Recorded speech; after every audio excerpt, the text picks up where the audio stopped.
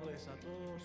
Es un verdadero honor recibirlos en este Palacio Legislativo, parte esencial del alma de la democracia de Uruguay. Es un enorme privilegio poder presentar esta actividad organizada por la Fundación Rioplatense de Estudios, junto a la Academia Nacional de Economía de Uruguay y la Universidad del Centro de Estudios Macroeconómicos de Argentina, UCEMA.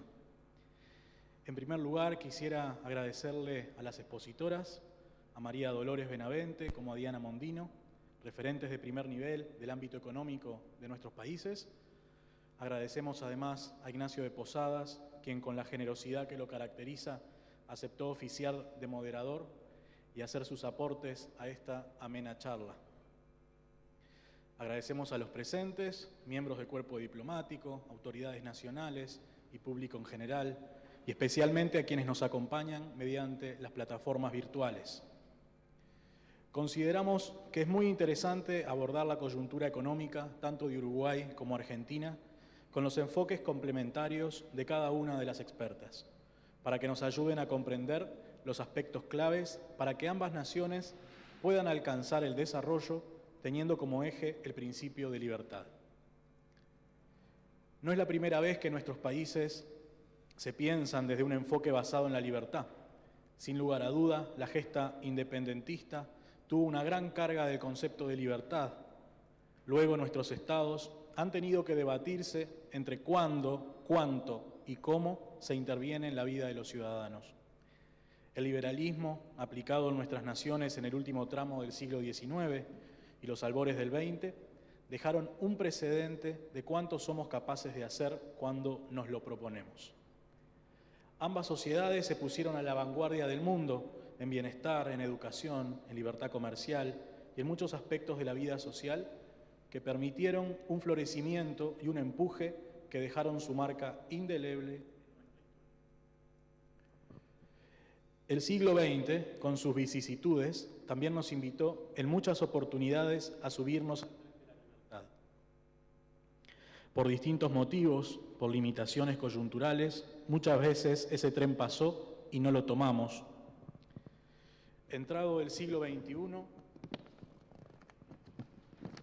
urge rescatar el liberalismo perdido, poner al sentido común como los bueyes y tirar del arado para forjar sociedades libres, con un respeto irrestricto al ciudadano, con un goce pleno de sus derechos, pero especialmente con una responsabilidad que lo haga protagonista de su propio destino, y en el juego de colaboración social construyamos juntos a un porvenir digno de cada ser humano.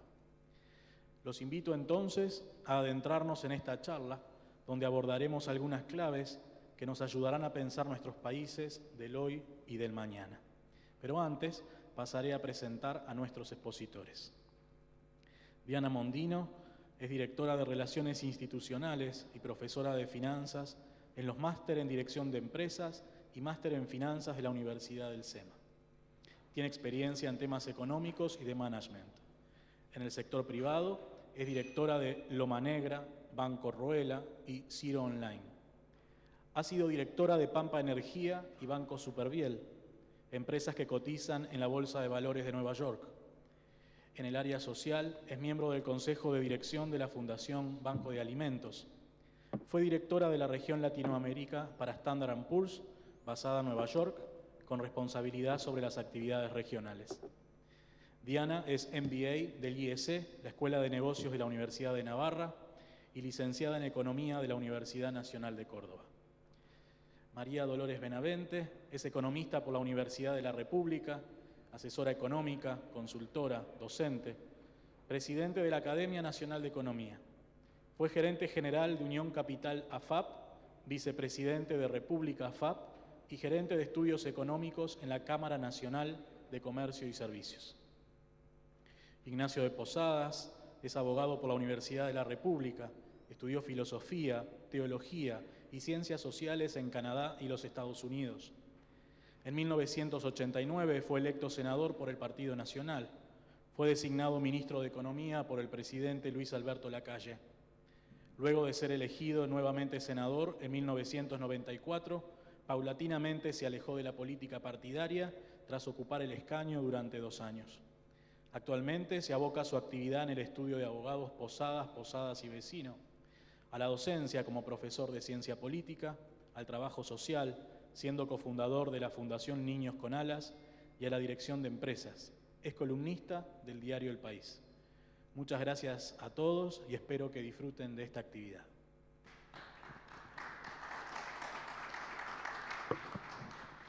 Le damos la palabra a la economista Diana Mondino. Bueno, gracias Pablo y gracias a todos por aceptar la opinión de alguien que en realidad su país no está para dar demasiados ejemplos en estos momentos. Pero sí podemos tener una visión de largo plazo, sí podemos ver qué esperamos que ocurra en el mundo y en nuestra región. Particularmente los últimos 2 años, hemos tenido un fenomenal cambio en aspectos laborales y sociales. Es evidente, el COVID, el barbijo que muchos usamos, ha introducido muchos cambios sociales. La forma de trabajar, los lugares para trabajar, los mecanismos con los que trabajamos son diferentes. Pero nos estamos quedando, o tengo miedo que nos quedemos con una versión miope de ver desde el punto de vista personal cómo se está trabajando, sin ver los fenomenales cambios que eso trae en la estructura de trabajo en el mundo. Los países que competían con mano de obra barata han perdido ese beneficio, así. No solo porque han tenido enorme crecimiento y ya su propio salario real ha ido creciendo a medida que ha bajado el costo del capital.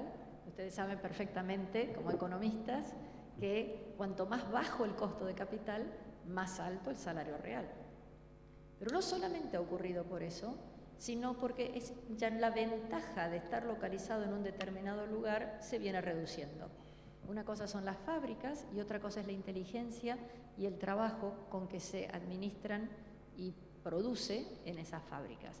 Estamos viendo un proceso internacional muy grande de lo que se llama relocation, de empresas que estaban, muchas en China o el sudeste asiático, yendo, por ejemplo, a México. Estamos viendo muchísimas actividades que pueden hacerse en forma transversal al lugar geográfico.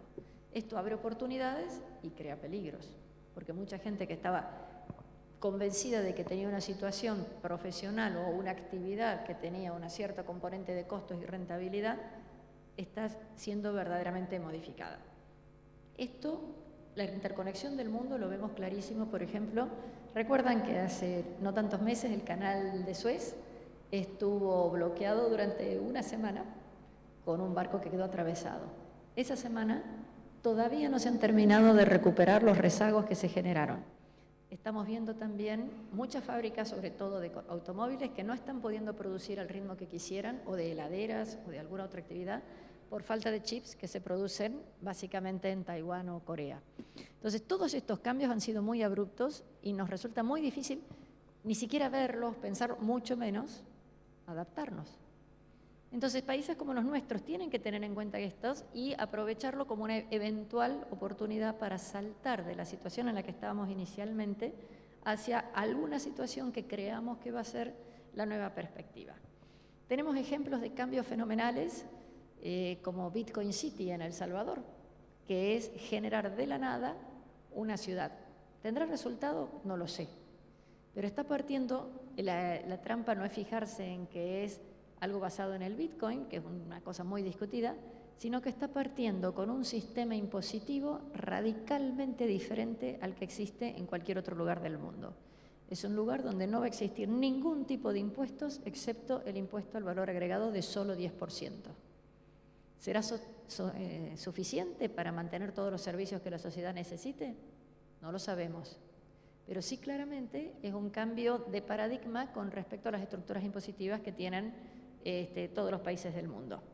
Junto con esto, estamos viendo una preocupación por los temas de cambio climático, en donde Argentina y Uruguay tienen un potencial muy grande, porque de por sí son países, bueno, energía renovable en Uruguay, o los elementos en donde nosotros no tenemos un componente importante, no vamos a tener que hacer un esfuerzo grande para adaptarnos. Sin embargo, sí vamos a tener que hacer ambos países un esfuerzo muy grande para adaptarnos a los cambios regulatorios que el consenso de muchos países, por ejemplo el que hemos visto en Glasgow recientemente, está manifestando. Va a haber desde actividades de etiquetado a regulaciones de cómo deben realizarse los procesos que son muy distintos a los que hasta ahora hemos tenido. De hecho, hasta ahora ni siquiera existían esas restricciones. ¿Qué pasa con esto? Bueno, que la posibilidad de invertir que tengan los países o las empresas tiene que estar orientada hacia aquellas cosas en las cuales se cree que van a tener algún tipo de ventaja relativa. ¿Y de dónde va a provenir el ahorro? ¿De dónde van a surgir los fondos para hacer las inversiones necesarias? A nivel de empresa en comprar una máquina, a nivel de personas en encontrar el tiempo para desarrollar su propio capital humano, o a nivel de países para desarrollar la infraestructura necesaria. Y el ahorro puede tener solamente tres fuentes: el ahorro privado, el ahorro público o el ahorro externo. Eso es dicho en fácil, pero en economía lo conocemos con el modelo de las tres brechas de Mundell. Entonces, el Three Gap Theory que tenemos. Entonces, si el ahorro privado más el ahorro público no son positivos, es prácticamente indispensable que haya ahorro externo. ¿Y por qué el ahorro externo habría de venir a nuestros países? En el caso particular argentino, sabemos que el ahorro público es negativo, sabemos que el país tiene déficit. Por lo tanto, la única forma de compensarlo es o con un saldo comercial muy importante, un ahorro externo muy importante, o con un ahorro privado muy importante. Y ese ahorro privado muy importante en Argentina no tiene ninguna forma de ser canalizado, no hay ningún instrumento en la moneda local que lo permita. Por lo tanto, ese ahorro se va a dólares. Y cuando consideramos que esos dólares estén o no estén puestos dentro del circuito económico argentino, básicamente no es un ahorro que esté disponible para compensar el déficit que tiene el Estado Nacional. Dado este déficit, la posibilidad de que haya inversiones en las cosas nuevas que se necesitan es muy difícil, y dado los temas regulatorios, es bastante difícil que se modifique lo que se consideran derechos adquiridos. Si no se modificara en la forma en que se gasta, el nivel en que se gasta y hacia dónde se dirige el gasto, no hay ninguna posibilidad de modificar el déficit fiscal. Si continuamos con déficit fiscal, entonces no hay posibilidad de invertir. Además, en el caso argentino, tenemos el problema de la deuda externa, con lo cual no es esperable, por lo menos no en el corto plazo, disponer de inversiones directas de inversión financiera extranjera, mucho menos inversión directa.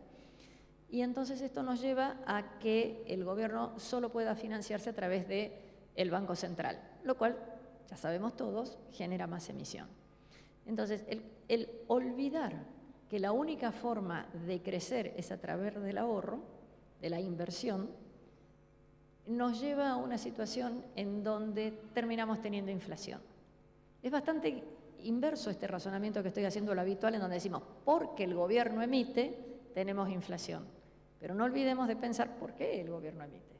¿Y a dónde están yendo esos recursos del Estado? ¿A dónde están yendo los impuestos que tenemos? ¿De qué manera estamos asignando estos recursos? La única forma de compensarlo sería con ahorro externo. Ahorro externo o en inversiones directas, difícil, en inversión financiera, más difícil, o en exportando más que lo que se importa. Es decir, usamos, un señor del exterior compra los productos que nuestros países tienen. ¿Esto nos lleva entonces a que sea inexorable abrir la economía?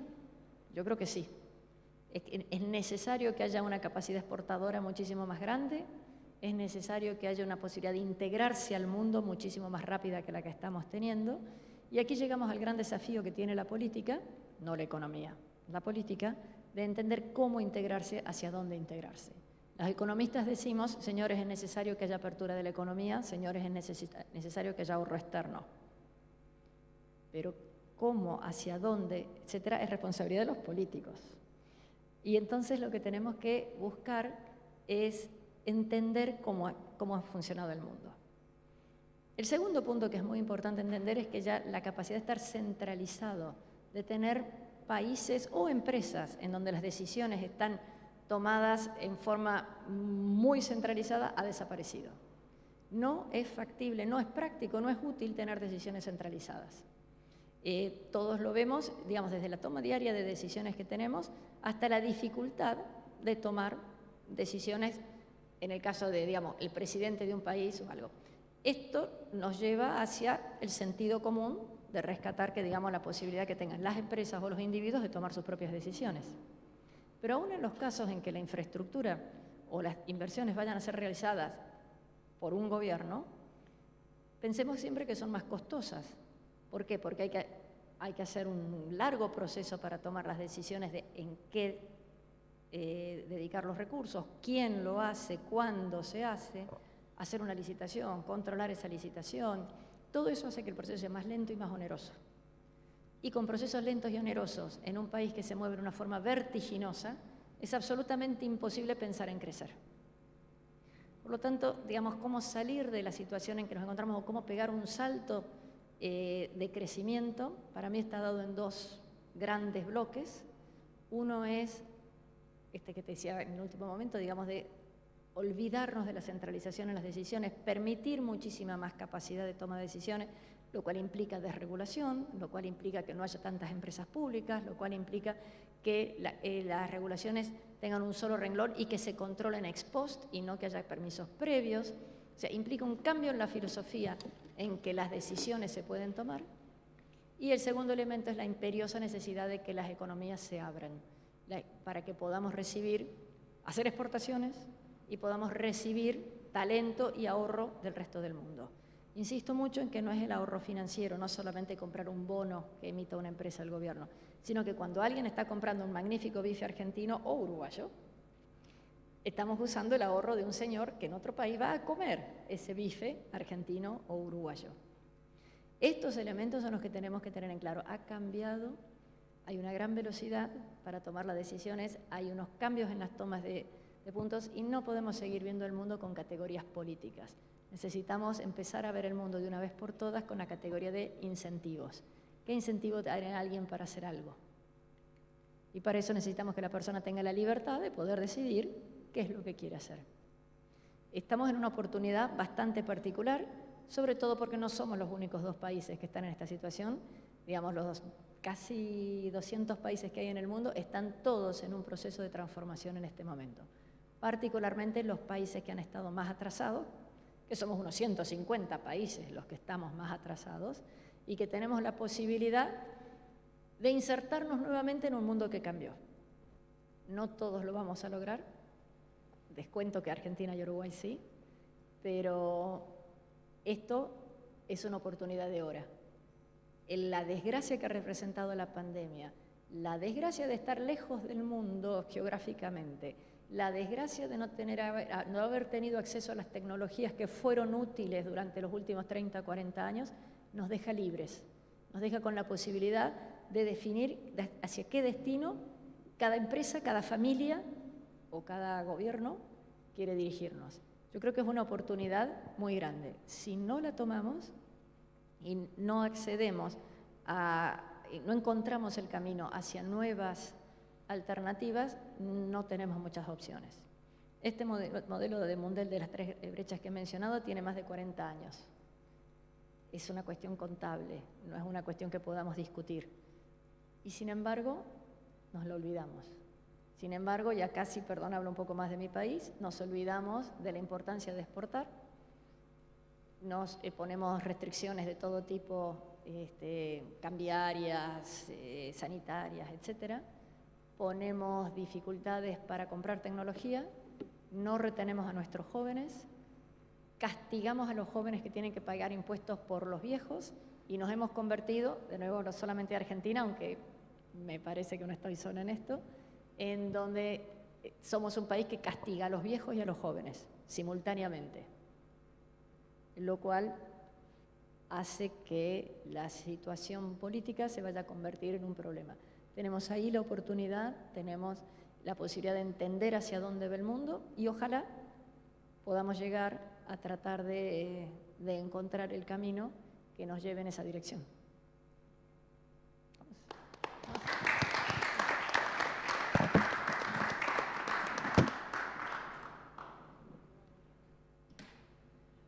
Muchas gracias.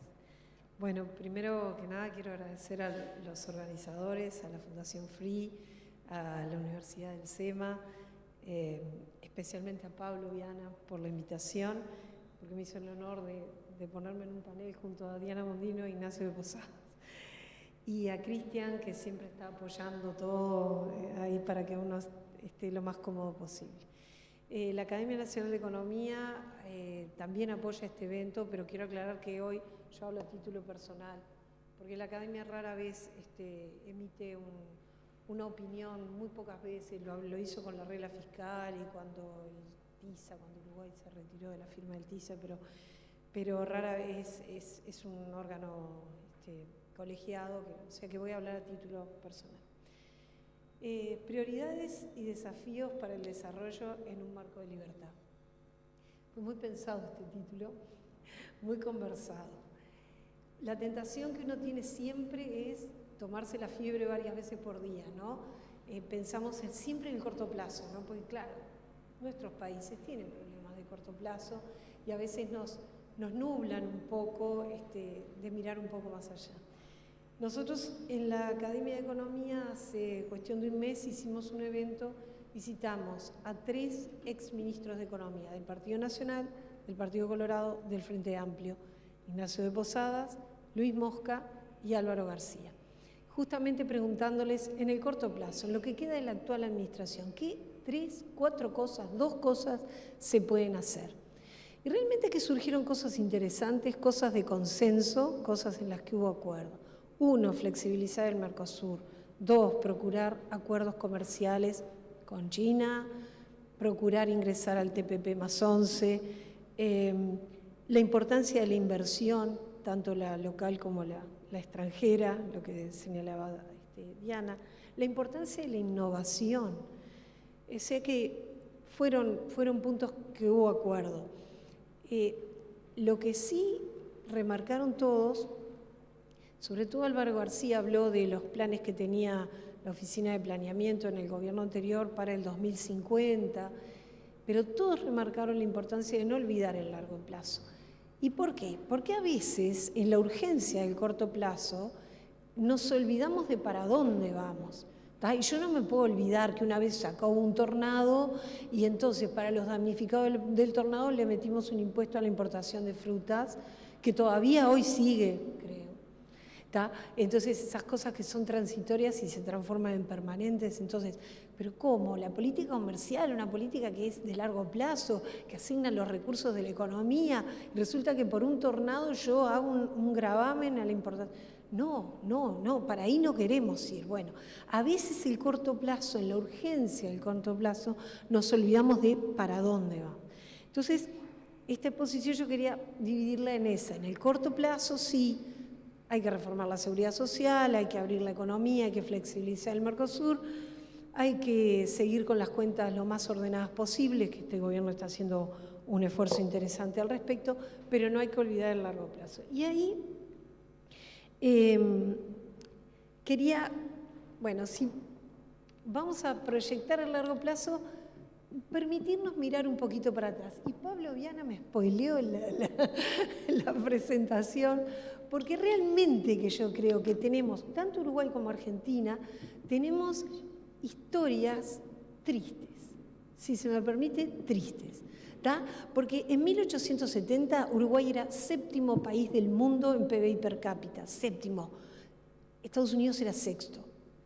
Y hoy nosotros somos 62 o más, en la estadística de 2019, y Estados Unidos es 13. Entonces, ¿qué nos pasó? Yo, cuando daba clase de historia económica, les decía a los muchachos, yo les mostraba la gráfica de cómo era el PBI de Uruguay antes, que estábamos juntito, 30% abajo de Estados Unidos, y después, bueno, un cuarto, un quinto. Y les decía, si yo al cabo de este curso puedo hacer que ustedes entiendan qué nos pasó, ya está. Para mí, está. Y ahí me voy a referir a 2 libros.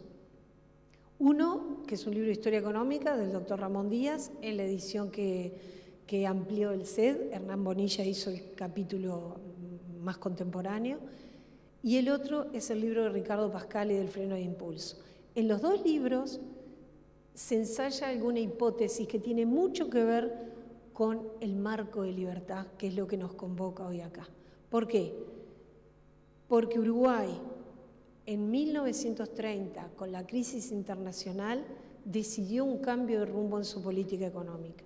Ustedes me dirán, bueno, pero ya en 1875 con la Torre subieron los aranceles. Sí, es verdad que hubo un poquito más de proteccionismo, pero también es verdad que la política fiscal seguía siendo finanzas públicas súper ortodoxas, que la política monetaria seguía siendo bien apegada a los fundamentos, que cuando nos fuimos del patronoro en el 14 nos fuimos, pero no por ningún problema, nos fuimos porque, bueno, porque el mundo se iba, pero respetamos con algún pecadillo, pero respetábamos los fundamentos.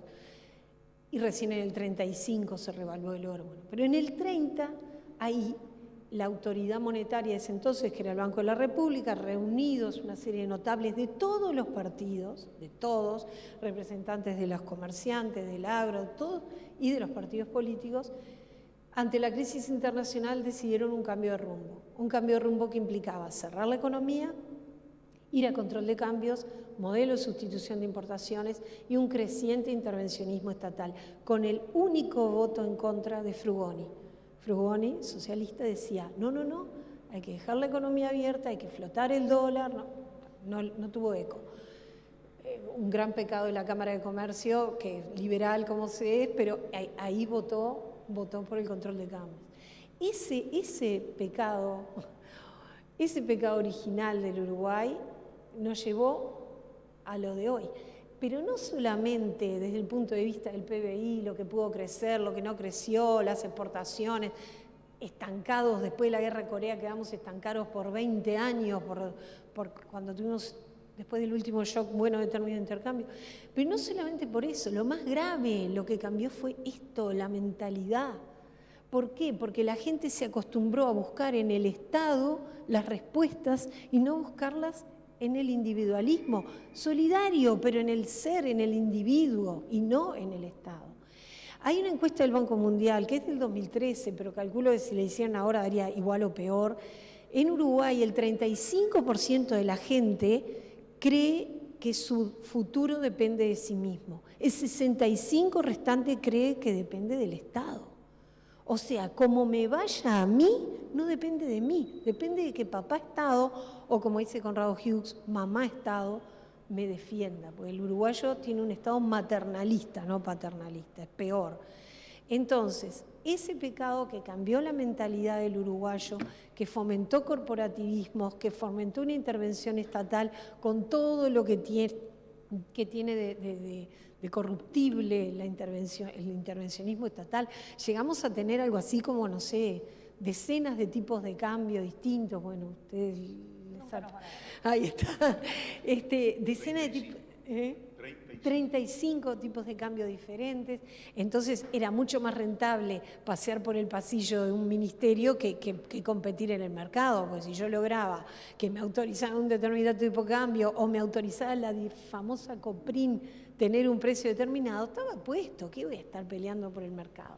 Si el consumidor es cautivo y yo me arreglo con el ministro. Bueno, entonces, el tema es ese. ¿Cómo repercutió eso? Y cuando miramos el siglo XIX, no es pavada, un poco lo decía Pablo, lo que éramos. ¿Qué teníamos? Hacedores y pensadores. Hacedores, Francisco Piria, Emilio Reus, el Barón de Maguá, un montón de gente que se jugaba la ropa, y así como les iba bien, se fundían, no eran muertos vivientes, porque ahora resulta que las empresas no se funden, se refinancian, se va seguro de paro, que se prolonga, pero no hay esa sana salida y entrada de empresas, ese sano espíritu de empresa, el capitán de industria de Schumpeter, eso se perdió con el intervencionismo estatal. Y además de hacedores teníamos pensadores, teníamos Tomás Villalba, que pasó por todos los gobiernos, Pedro Bustamante y su hermano en las filas opuestas, Cándido Bustamante, uno liberalista, el otro intervencionista, pero con un nivel, José Pedro Varela, que todos lo recordamos por la reforma educativa, pero José Pedro Varela de economía sabía un pila. Hablaba de política monetaria, de enfoque monetario de balance de pagos antes que tuviera ese nombre.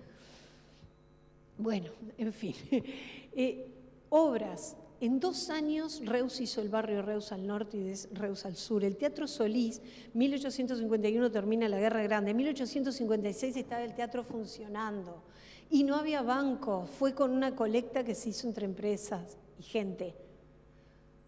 Eso era el Uruguay. Eso era el Uruguay. Entonces, cuando miramos para adelante, tenemos que mirar para atrás. En un mundo que cambió, coincido totalmente, pero rescatar esas fortalezas que tuvimos, esas fortalezas que nos hacían que poner lo importante arriba, ¿no? Siempre destaco el edificio de la Bolsa de Comercio, hoy está el Banco de la República ahí, pero tenía el arquitecto Rabú, que fue también, que hizo las salas laterales del Solís, hizo 6 estatuas arriba. La navegación, la industria, el comercio, el agro, la ganadería, y la 6ª era la confianza. Resulta que ahora Google en el siglo XXI, luego de un año de estudios y de focus groups y todo, llegó a la conclusión que lo más importante para las empresas es la confianza. Bueno, resulta que en el siglo XIX en Uruguay eso ya se sabía, que todas esas actividades, industria, comercio, no son nada si no hay confianza. Y hoy tenemos que, ahora salimos del pasado y venimos acá. ¿Qué hacedores tenemos? Nos sobran los dedos de la mano. ¿Qué pensadores tenemos? ¿Qué riesgos tomamos? ¿Qué visión de futuro tiene la clase dirigente pública y la clase dirigente privada? Eso es un poco lo que tenemos que empezar a preguntarnos.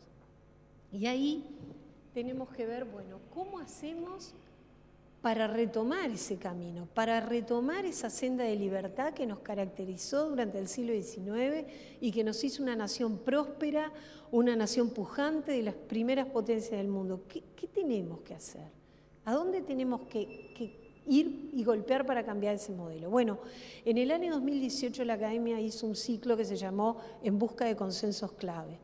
Y ahí justamente se decía, ¿cuál es el nuevo paradigma que nos va a unir como uruguayos para cambiar la pisada, para salir adelante, para salir de esta modorra, de esta inercia que tenemos? ¿Cuál es?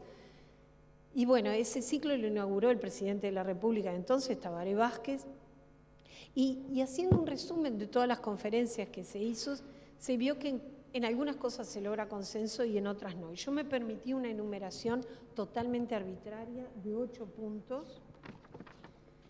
1, valores republicanos, ahí hay consenso. No hay nadie que hoy diga, bueno, casi nadie, que diga que la democracia no es el mejor. Bueno. Segundo, inversión en infraestructura, ahí hay consenso también. Tercero, seguridad, la necesidad de Estado de Derecho, de seguridad ciudadana, eso hay bastante consenso. Cuarto, inserción internacional, también hay bastante consenso en todos los partidos. Quinto, innovación, hay consenso, pero en la letra, falta la acción. Nosotros seguimos rezagados en materia de innovación pública y privada. Sexto, educación y formación, hay bastante consenso, pero ahí hay resistencias corporativistas. Y eso es grave, porque hay bastante consenso en la sociedad y encuestas que así lo demuestran, en que EDUI 21 logró un acuerdo multipartidario, en este recinto lo hizo, y resulta que igual hay resistencias corporativistas fuertes que impiden todo avance. Bueno, eso es educación. Relaciones laborales pasa algo parecido. Hay bastante consenso en que las relaciones laborales tienen que ser colaborativas y no confrontativas. Y se sabe, hay bolsones de conflictividad, ¿en dónde? En donde hay poder monopólico o monopsónico, porque es así, el poder que tiene la empresa se lo traslada al sindicato, son las leyes de Hicks y Marshall, y nos guste o no nos guste, eso va a ser así. Por lo tanto, salvado eso y las resistencias corporativistas, deberíamos buscar relaciones laborales colaborativas y no confrontativas. Y por último, reducción del peso del Estado. Y aquí definitivamente no hay consenso. No hay consenso. Hay gente que sigue pensando, ese 65% cree que papá Estado lo va a salvar, le va a solucionar las cosas. Y ahí hay que trabajar con eventos como este, con los eventos que hace la Academia, con su granito de arena, con las nuevas universidades, con el pensamiento, con los jóvenes que opinan y se juegan la ropa.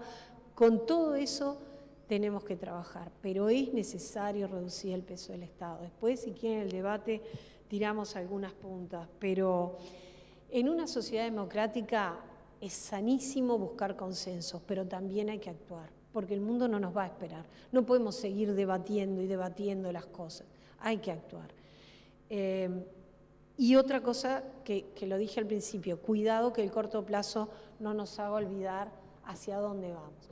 Y por último termino parafraseando una frase de Vargas Llosa que dice que todo país tiene las posibilidades de ser un país próspero, que en definitiva la pobreza es una opción de la clase dirigente, y yo agrego clase dirigente pública y privada. Muchas gracias.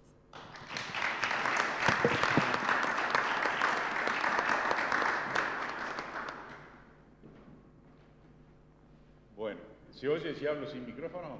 Sí, mejor. Claro, el micrófono. Mejor. Habría mucho para decir, pero yo, mientras las escuchaba, me acordaba, hace unos años, que por ahí en el Parque Rodó, donde existía el tren fantasma, que desgraciadamente lo eliminaron, había un genio, que no sé quién era, del grafiti. Había un grafiti que decía, que estaban remodelándolo, que decía tren fantasma ya. Pero había otro mucho mejor, que decía, basta de realidades, solo quiero ilusiones. Y eso es un resumen dramáticamente cierto de lo que está sucediendo en nuestro país. Un poco de formación profesional, si quieren, y recordando que la economía es hija de la filosofía, hay ciertas premisas básicas que se nos pierden en la discusión. La primera es esa concepción aristotélica y después tomista, de que la verdad es el punto de encuentro entre la razón y la realidad. Esa es. Y atrás de eso, la libertad es la capacidad para poder moverse en la realidad. El tema es que en nuestros países, los dos, están desde hace mucho tiempo con grandes dificultades culturales de percibir la realidad. La Argentina más. Nosotros tenemos una posición conservadora pasiva frente a eso. La Argentina ya ha tomado una posición agresiva en contra de la realidad. Es más difícil si se quiere. Y eso, más allá del sinnúmero de medidas en el campo económico y social que hay que tomar, no que me parezca a mí, yo no me tiene que arrancar por algunas cosas básicas. Primero, por reconocer que nuestros países no están en el gran juego de la globalización. No estamos. Ni siquiera estamos al lado de los perdedores. No estamos. No estamos en el radar. Y ese es uno de los grandes realismos que tiene el mundo contemporáneo. Lo cual lleva a que si esas preguntas que a veces tontas que le hacen los periodistas, a mí ya no me las hacen más, pero bueno, si usted tuviera que tomar una sola medida, usted fuera al Ministerio de Economía y tiene que tomar una sola medida, ¿qué haría? Suicidarme, bueno, eso no. Abrir. Si uno tuviera un revólver de un solo tiro, abrir las economías. No solo abrir por las razones económicas que hemos escuchado, sino porque es la única manera de que la sociedad se acerque a la realidad. Mercosur, que está tan manoseado y desprestigiado y empantanado, cuando arrancó la idea, el caso de la Argentina fue diferente, pero tanto Brasil como nosotros, el interés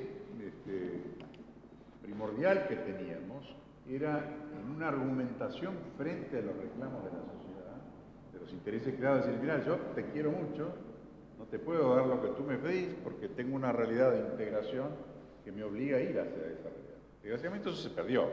El Mercosur pasó a ser otro elemento de la irrealidad que viven en nuestro país.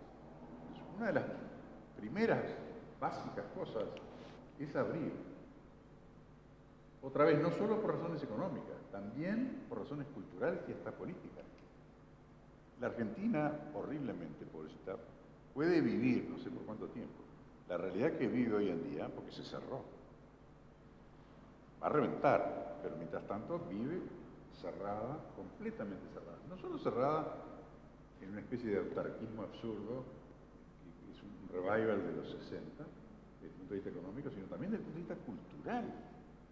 Nosotros también estamos bastante cerrados, no agresivamente, pero estamos cerrados. Entonces, lo primero es reconocer que hay que abrirse al mundo. Nosotros empezamos ahora en Uruguay la discusión de un acuerdo con China, que va a tornarse surrealista, como son muchas veces estas discusiones. Y yo creo que hay que hacerlo. Hay un viejo dicho de mis años de jesuita en latín, que se decía, hay precepta quia bona y hay bona quia precepta. Es decir, hay cosas que están mandadas porque son buenas, pero hay cosas que son buenas porque están mandadas. Esta está mandada, no hay otra. ¿No? Y la segunda gran verdad, el segundo gran encuentro de la razón con la realidad en el mundo contemporáneo, sobre todo para nosotros, es que estamos ya más del medio de una revolución tecnológica de la dimensión de la revolución industrial. No sabemos a dónde va a terminar, pero sí sabemos, conociendo un poquito de historia, que estos fenómenos generan unas distorsiones económicas y sociales muy grandes. Más allá de los gobiernos de turno, en este tipo de periodos, sucedió hasta en la Unión Soviética, hay ganadores y perdedores, se agranda la brecha, la desigualdad es mucho mayor, y los que no consiguen adaptarse van quedando para atrás en situaciones muy críticas. Es lo que está explicando en muchos países esas erupciones sociales que vemos, que no condicen con situaciones de gran pobreza, además, nacen de este tipo de fenómenos.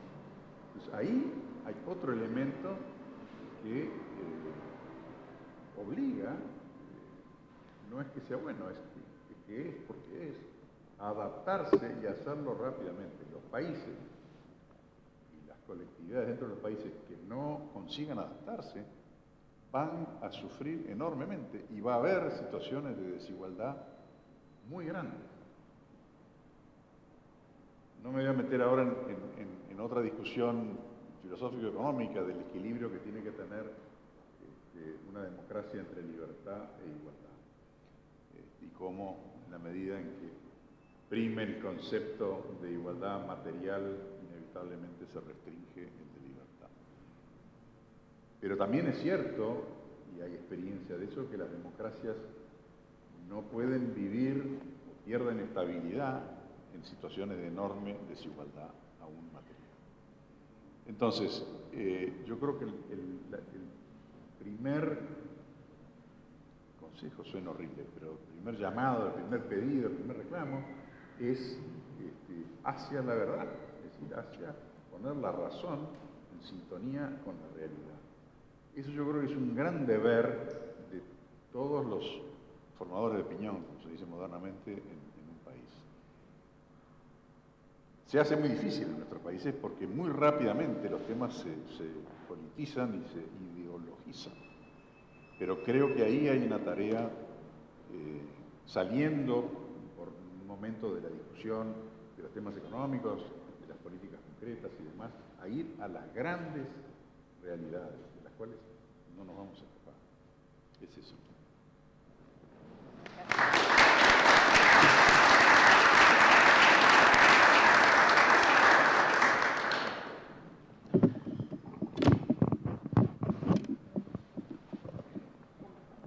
Bueno, si les parece, abrimos ahora un poco la conversación y también con algún aporte que puedan hacer aquí los presentes. Diana, ¿querés arrancar vos? A ver, hay una frase que es maravillosa, una frase que es maravillosa que viene a cuento de esto, que la realidad es un obstáculo a la imaginación.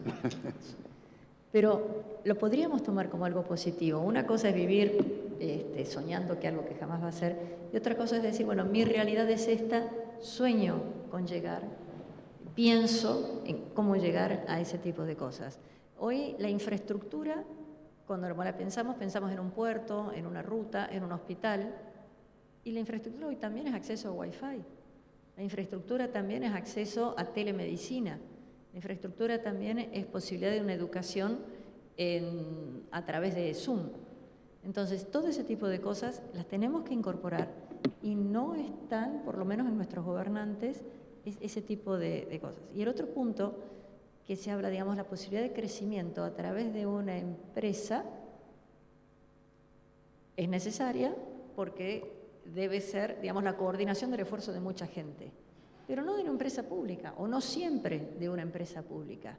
Y si es una empresa pública, si esa empresa no tiene por qué dar pérdidas, porque si es una empresa quiere decir que le estamos dando servicio a alguien de algo, o dando un producto a alguien, y lo estamos pagando entre todos si hay un déficit, porque recibe dinero digamos, de todo el país. Entonces, ¿hacia dónde queremos ir con la realidad y cómo queremos ir? Hay que hacer una lectura de la situación actual. Nuestros países han fracasado, como bien decía María Dolores, desde hace décadas en interpretar la realidad del mundo. Y, bueno, la pandemia nos ha dado una nueva oportunidad. Veremos si la sabemos tomar o no.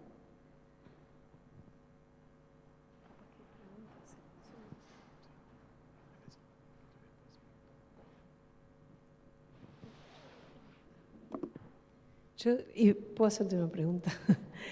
En esa trilogía de mayor flexibilidad, menos trabas, de necesidad de recuperar el ahorro externo y las exportaciones, ¿cómo juega la confianza ahí? Es absolutamente esencial y de hecho no sería tan necesario el ahorro externo si pudiéramos tener ahorro interno. Pero los países, Argentina seguro, y me parece que Uruguay bastante parecido, no podemos tener ahorro interno porque el salario real es muy bajo, porque las empresas no tienen rentabilidad, y en el caso argentino, porque además no hay ningún medio para poder ahorrar en la moneda local. Entonces, aunque quisieras ahorrar, no hay forma de tener un ahorro doméstico. Entonces, ese es un crimen. ¿En qué se traduce? En que el sistema financiero tiene dificultades, en que no hay crédito, en que nadie se puede comprar una vivienda a plazo. Hoy estábamos almorzando con algunos de ustedes y comentaban que hay hipotecas a 25 años. Es algo que, digamos, muy pocos de los países de Latinoamérica lo tienen, ¿eh? Lo tiene Chile, un poquito algunos otros países, otros tienen sistemas de ahorro que se van acumulando antes, como es el caso de México. Pero ese es un valor que tienen todavía en Uruguay, que espero que no lo pierdan. Pero necesariamente, aunque tuvieras el ahorro interno, aunque tuvieras un sistema financiero sólido, aunque tuvieras un sistema crediticio importante, aunque tuvieras moneda, ¿por qué vas a desperdiciar la oportunidad de contar con más clientes que tienen más dinero, que significa abrirse al mundo? Cuando uno dice abrirse al mundo, las empresas se asustan y dicen, no, nos van a venir a competir los chinos que son malos, los rusos que no sé qué, los alemanes que son más eficientes. No, tengo clientes en el resto del mundo. Va a haber 9.000 millones de habitantes dentro de 20, 30 años. ¿Alguno de esos va a querer comprar alguna de las cosas que podemos hacer? ¿Y por qué cerrarse a esa posibilidad? Sí. No, la reflexión es que la madre del borrego de esto es el déficit fiscal, o sea, el peso del Estado en la economía, porque no tenés ahora, bueno, en Uruguay están los fondos de pensión que tienen un quinto del PIB, un cuarto, creo, del Producto Bruto Interno de ahorro, ¿no? Pero de cualquier manera no alcanza porque el gobierno tiene 5 puntos de déficit sobre el producto. Entonces, ahí está el tema. Tú abrís la economía, fenómeno, pero no sos competitivo, porque el sector privado carga sobre sus espaldas un peso, una carga impositiva que ronda el 30% si la medís bien, porque hay mucho sobrecosto en las empresas públicas, las intendencias, bla, bla, bla. Entonces, ¿cómo competís? Después te fundís, pero no te fundís por miedo a las empresas, te fundís porque el Estado, en vez de ser un aliado, como es en otros países, es tu enemigo. Absolutamente. Entonces, es tu enemigo burocrático, es tu enemigo impositivo y es tu enemigo ineficiente en los servicios públicos que te da. Justamente, por eso yo lo quería ahora en la parte esta del intercambio, justamente ahí es lo que tenemos que pensar, la reforma del Estado. ¿Alcanza con reducir? Sí, hay que reducir. Eso de no reponer vacantes, bueno, sobran más de 100.000 funcionarios públicos, ¿está? Hay que reducir. Durante el ministerio del doctor de Posadas, eso se hizo. y durante otros gobiernos también se intentó. Hay que hacerlo, bárbaro. ¿Alcanza? No, no alcanza, porque el Estado inteligente, el Estado pensante, el que me puede dar el pie para la innovación, son poquísimas personas, son pocos. El grueso está en el Estado que pone el sellito, que ese no agrega valor, y que esta pandemia nos debería haber dejado la enseñanza de que es posible otra relación entre el Estado y el ciudadano, porque muchos trámites pasaron a hacerse en forma remota, absolutamente, del principio al fin, debido a la pandemia. Entonces sí se puede. Si no tengo que tener al señor haciendo así con el sellito, hagámosla, aprovechemos ese cambio tecnológico, vino a la fuerza. Entonces creo que si abrís la economía y no tenés un peso del Estado adecuado, condenás al fracaso a las empresas, no por su culpa, sino porque no pueden. Hay que ser muy, muy consecuente para ser formal en estos países, con una presión fiscal como la que tenemos.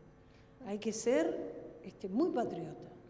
No solamente tenemos la ineficiencia del Estado, no solamente tenemos el costo fiscal, las regulaciones, sino que hay otras cosas en las que podemos ver. Por ejemplo, en el caso argentino, para muchas profesiones, cuando se termina la universidad, es necesario que el Ministerio de Educación certifique que esa educación ha sido llevada a cabo. Hemos estado 1 año y medio en que se otorgue diplomas a nuevos médicos, con la desesperante necesidad de médicos que ha habido durante la pandemia, gente que ya estaba graduada, no ha recibido su diploma y no ha podido trabajar, la frustración que eso significa. O sea, no son solamente costos económicos, hay muchas otras dificultades que tenemos que nos generan un problema. El Estado argentino, no quiero hablar del uruguayo, pero el Estado argentino gasta mucho y gasta mal. Y gasta en cosas que no son su función. En las cosas que considera oportunidades, las captura. Tenemos un caso bastante particular. El Estado argentino está fomentando la industria de la marihuana. Dejo a cada uno de ustedes la opinión si eso es razonable o no. Pero ¿cómo se fomenta? A través de empresas públicas. Ya tenemos varias empresas públicas provinciales, porque el federalismo para eso sí sirve, cada una se va a poder a producir marihuana. O sea, ya tienen directorio, ya tienen oficinas, ya tienen nada y todavía no tienen las primeras semillitas.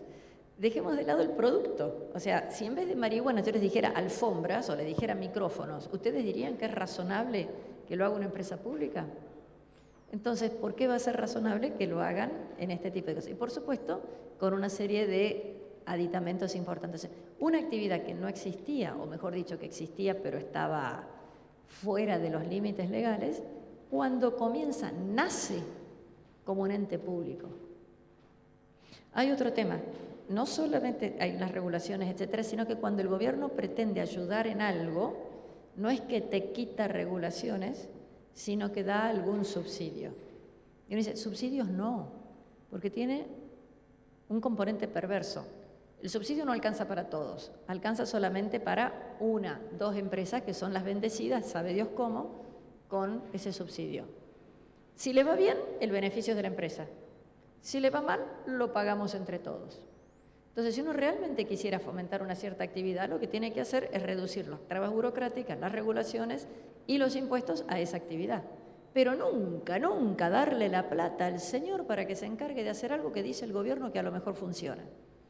O sea, lo que hicieron es regalarte el dinero. Ahora lo hemos tenido en casos notables durante la pandemia en Argentina, en donde ha habido algunas empresas que han recibido fortunas para empezar a pensar si podrían estar en condiciones de dar determinado servicio o producto. ¿Por qué no me lo dieron a mí? O sea, hay que considerar mucho. No solo es un peso, sino que hay unas decisiones discriminatorias, en el sentido que a este sí y a este no, que generan potencialmente más problemas que los que eventualmente puedan solucionar. Perdón, una cosita más. Sí. El tema que mencionabas de la historia. Yo siempre cuento una historia que parte de la explicación que tiene Argentina. En el año 1914, ya Argentina tenía construido una red de ferrocarriles muy amplia, ya teníamos una serie de actividades muy grandes, ya habíamos demostrado al mundo en el primer centenario, en 1910, una serie de actividades notables, ya estábamos exportando carne a Estados Unidos. Y hasta ese momento el transporte era baratísimo, porque si uno quería ir de costa este a oeste en Estados Unidos, era más barato venir hasta Tierra del Fuego y volver. Si Europa quería comunicarse con Asia, iba o por África, al Cabo de Buena Esperanza, o venía por el Cabo de Hornos. Por lo tanto, Buenos Aires, no tanto Montevideo, pero Buenos Aires tenía una fluidez en el transporte extraordinaria. Hubo días en que había 3 barcos y no había tanta especialidad en la carga, si llevabas trigo, si llevabas tela. El correo funcionaba entonces con una frecuencia notable, las actividades financieras, todo funcionaba porque había un transporte que necesariamente pasaba por Buenos Aires a un costo baratísimo. El asesinato del archiduque y el comienzo de la Primera Guerra Mundial, el 31 de julio de 1914. Apertura del Canal de Panamá, que era algo que llevaba 3 décadas funcionando, 15 de agosto de 1914, o sea, pura casualidad, 15 días de diferencia. Pero decae el tráfico marítimo por las necesidades de la guerra, y cuando empieza a haber de nuevo tráfico marítimo pasa por Panamá, con lo cual el costo de transporte de Argentina se multiplica. Y todas las inversiones que se habían hecho, que estuvieron a la expectativa de poder, todos los ferrocarriles se fundieron, todos los frigoríficos se fundieron, un montón. Entonces, toda esa masa humana de inmigrantes que habían llegado a todos nuestros países, de pronto se encuentra sin trabajo. No tenía dónde volver porque había guerra. O sea, no estaban preocupados por dónde volver. Pero de pronto hay un shock. Cuando la economía vuelve se trata de volver a lo que había habido. Y ya no era posible. Ese fue otro gran shock cultural para Argentina que no supimos admitirlo, no supimos administrarlo. Terminamos entrando después la Gran Depresión, después la Segunda Guerra, después, hasta que no empezamos a exportar trigo de vuelta, pero a un costo de transporte que ya era un porcentaje muy importante del valor del producto. O sea, Argentina no supo entender que ya el transporte no era barato y se te habían fundido todos los ricos. Los ricos dejaron de ser ricos. Como eran ingleses no nos importaba demasiado, pero nos quedamos con... Eso ya a Argentina ya nos pasó varias veces. Dicho en términos técnicos, se destruyó capital y se desperdició trabajo. 3 veces nos ha ocurrido a los argentinos. ¿Vamos a seguir por ese camino? Entonces, ese está lo suficientemente lejos para que uno lo pueda decir sin herir susceptibilidades. Pero, digamos, hemos destruido capital muchas veces. Eso no tiene sentido. ¿Preguntas?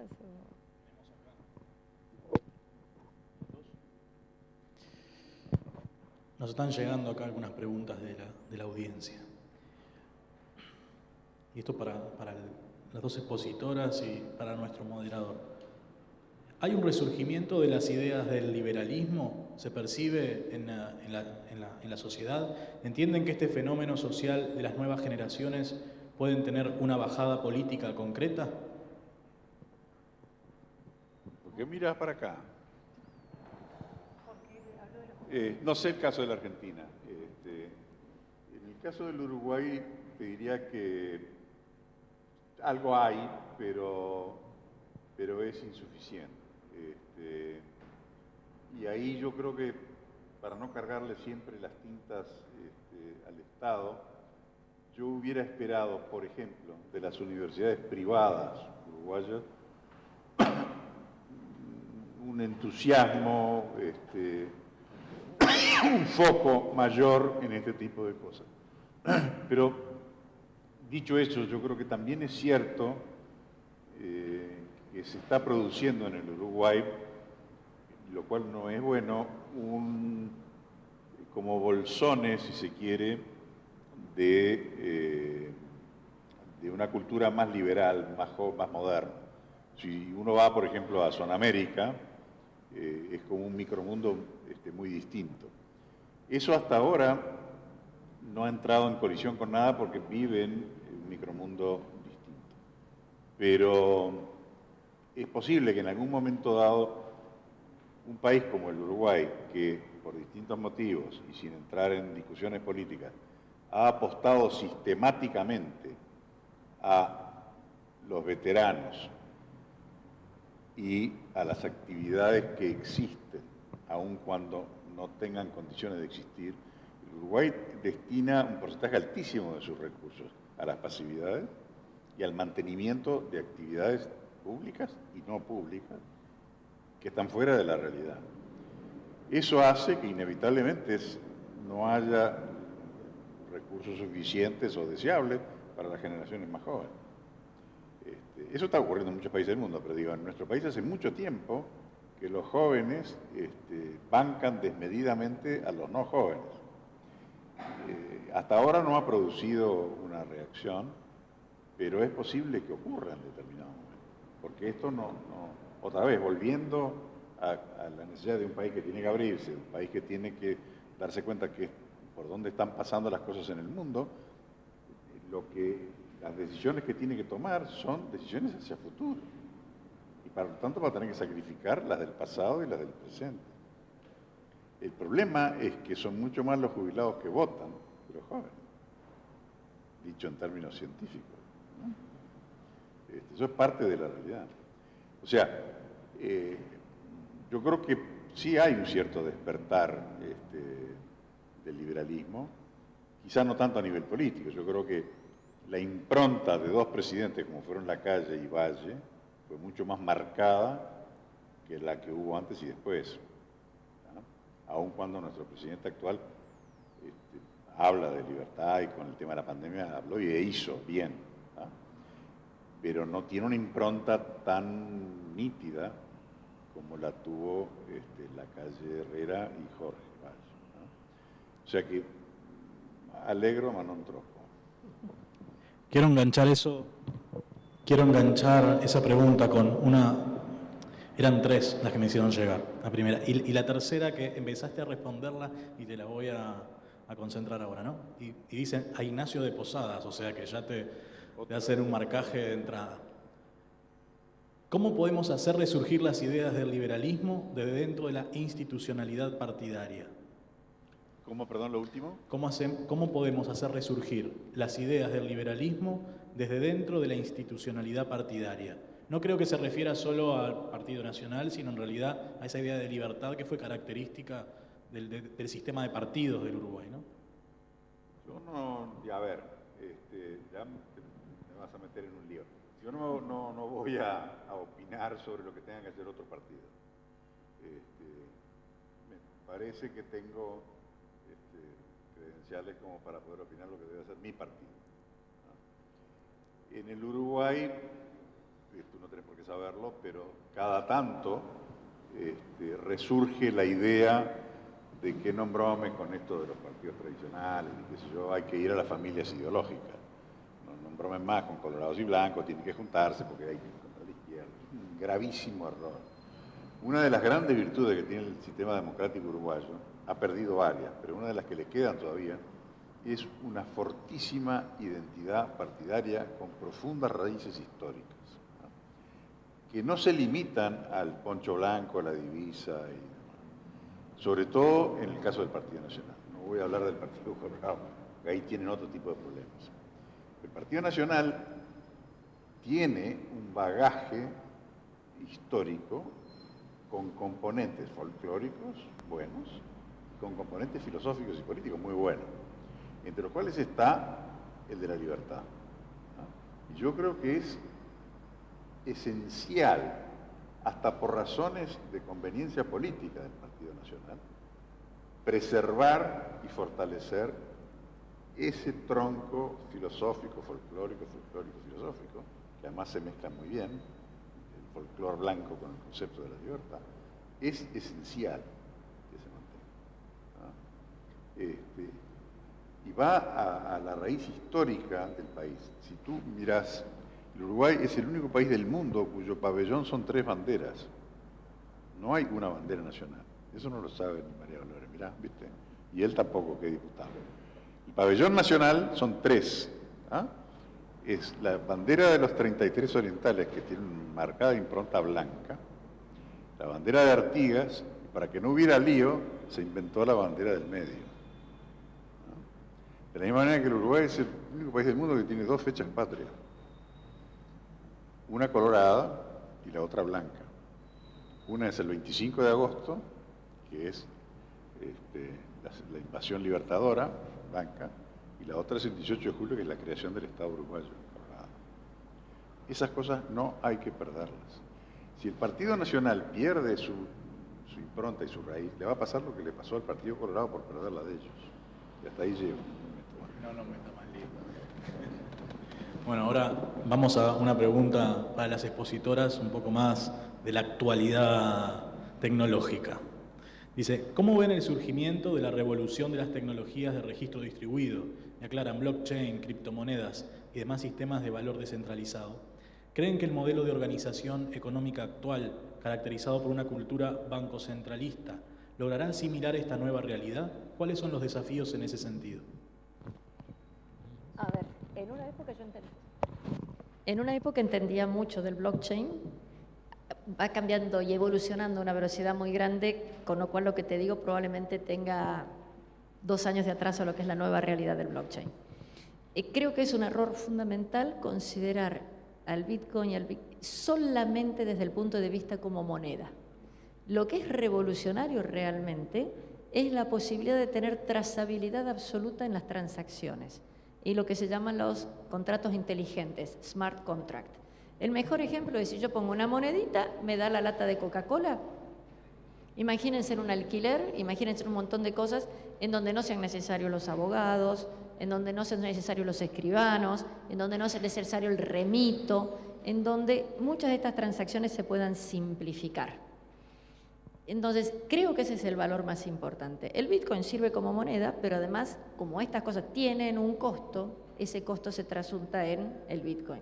Tenés Bitcoin y Ethereum y un montón de moneditas que ya es otra cosa. O sea, también tenemos que tener en cuenta que muchas de estas cosas van a ser verdaderas estafas. Ya ha habido cientos. Hay más de 4.000 criptomonedas. ¿Qué posibilidad de que de esas 4.000, 3.900 lleguen a sobrevivir? O sea, claramente eso es un problema. Pero no quiere decir que la tokenización, que digamos el convertir en algo, no deje de ser. Las fichas de un casino, cuando uno va a jugar a los jueguitos, cuando le compraba a mis chicos la monedita, eso es el equivalente de lo que puede hacer el blockchain. Hoy tiene usos muy limitados, pero la potencialidad es muy grande. ¿Por qué no se puede avanzar mucho más en eso? Y porque la verdad que la casuística es muy grande. O sea, por ejemplo, existe la posibilidad de hacer el blockchain para comercio internacional, pero si te agarra un caso como el del barco que estaba en el canal del Suez atravesado, ¿y de qué nos disfrazamos? O sea, justamente la virtud es la falta de flexibilidad, la absoluta rigidez, la absoluta convicción de que eso se va a cumplir. La dificultad es que justamente no siempre eso se puede hacer. Así que yo del blockchain soy firme partidaria, del Bitcoin como moneda de cambio para hacer eso muy bueno, para de esto de que vamos a modificar el sistema financiero internacional y que vamos a eliminar todas las cosas y no vamos a ser todos millonarios y to the moon, y allá veo algunos otros que mueven la cabeza así. Pero digamos, todo ese otro tipo de cosas, no sé, eso no sé. Está bien.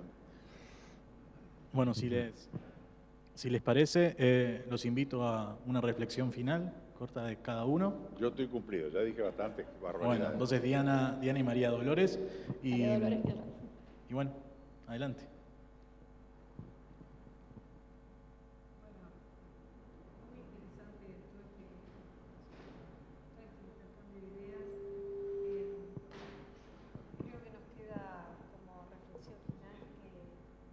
Que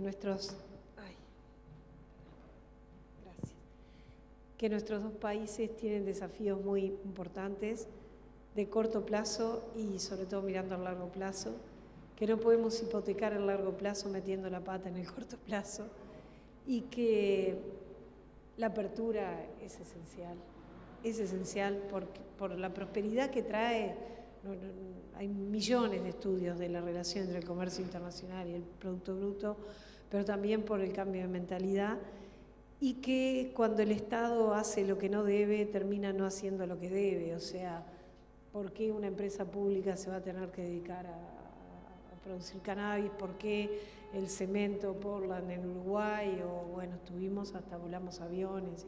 O sea, creo que la gran conclusión es esa, abrir la economía, pero tener un Estado que colabore, relaciones laborales funcionales a ello. La competencia trae relaciones laborales colaborativas, eso también es cierto. Los bolsones de monopolio y oligopolio son los que complican la vida. Así que esa es la reflexión final. optimista siempre, tengo 5 hijos, tengo 2 nietos, así que tengo forzosamente que ser optimista. Bueno, a ver, sí, la verdad. Bueno, difícil decir algo después de eso. Realmente el punto que tenemos que ver es, hoy empieza nuestra vida futura. No podemos seguir aferrados al pasado. Es cierto, puede haber gente que le vaya mal, pero la frase de que no puede haber igualdad sin libertad es mucho más importante que focalizarnos solo en la igualdad. En países que tienen pobreza, en países que tienen, aunque no tuviéramos pobreza, que tuviéramos pasar mucho mejor. ¿Por qué desperdiciar oportunidades? Digamos, la pandemia lo único bueno que ha traído es este cambio, un shock enorme, que a algunos países les va a costar mucho, para nosotros es una oportunidad de oro. Esperemos poder aprovecharla. Y sí, soy optimista aunque tengo un solo nieto. Ya voy a tener más. Bueno, y antes de despedirnos, quiero darle la palabra a Antonio Marín, vicerrector de la UCEMA.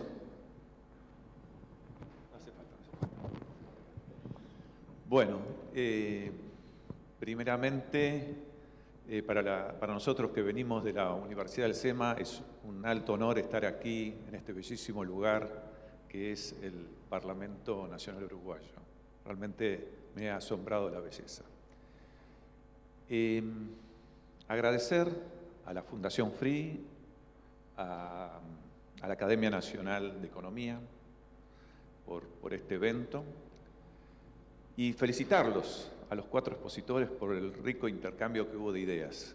Y como dijo Dolores, siempre vamos a estar dispuestos a venir a seguir discutiendo y charlando sobre las ideas del liberalismo. Acerca de la Universidad del SEMA, es una universidad privada que fomenta el liberalismo, las ideas del liberalismo, que tiene como misión formar profesionales íntegros que contribuyan a formar un mundo más libre, más próspero y más justo. Esperemos que Pablo nos invite nuevamente y con gusto vamos a estar aquí. Gracias. Y bueno, les agradecemos a toda la audiencia que nos acompañó y bueno, nos vemos en la próxima. Muy amable. Buenas noches. Muchas gracias.